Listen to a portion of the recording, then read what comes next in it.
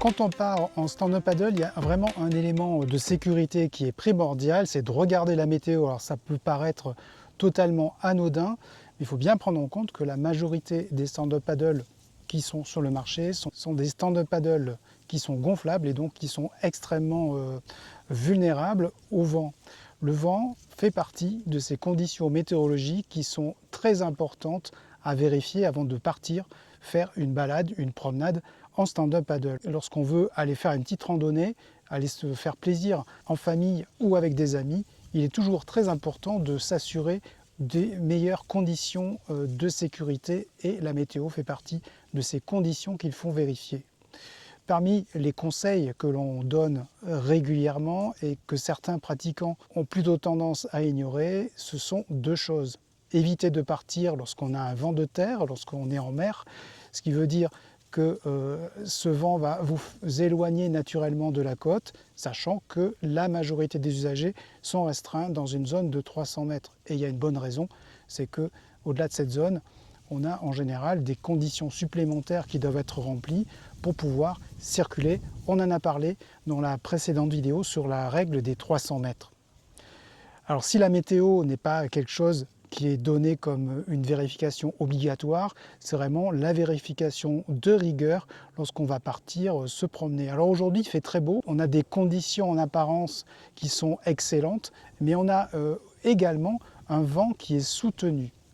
Avoir un vent soutenu, ce sont souvent des conditions de navigation qui sont dégradées et surtout des difficultés parfois lorsque on se retrouve face au vent à pouvoir évoluer dans des conditions acceptables. Alors le premier conseil, c'est si vous devez partir alors qu'il y a du vent, partez face au vent.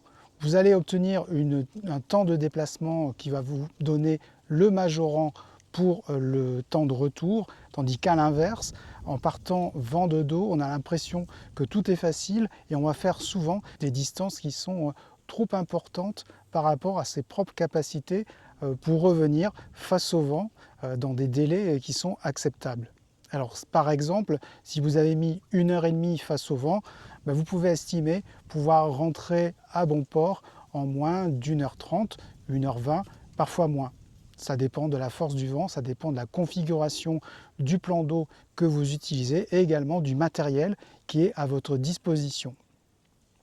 Pensez bien à tous ces paramètres sont vraiment très importants. Si vous avez comme moi un paddle qui est relativement grand, il fait quasiment 4 mètres, 13 pieds 2, ce qui fait que si vous devez affronter un vent de côté, vous allez avoir une prise au vent qui est importante et la nécessité de lutter continuellement contre le vent. En revanche, face au vent, mon stand-up paddle est plutôt un bon candidat, il fonctionne très bien face au vent et donc je n'ai pas de difficulté à me déplacer à une vitesse raisonnable dans ces conditions. Mais pensez-y, votre matériel, vos capacités physiques sont aussi des éléments qui peuvent être des facteurs d'aggravation d'une situation météorologique qui n'est pas favorable.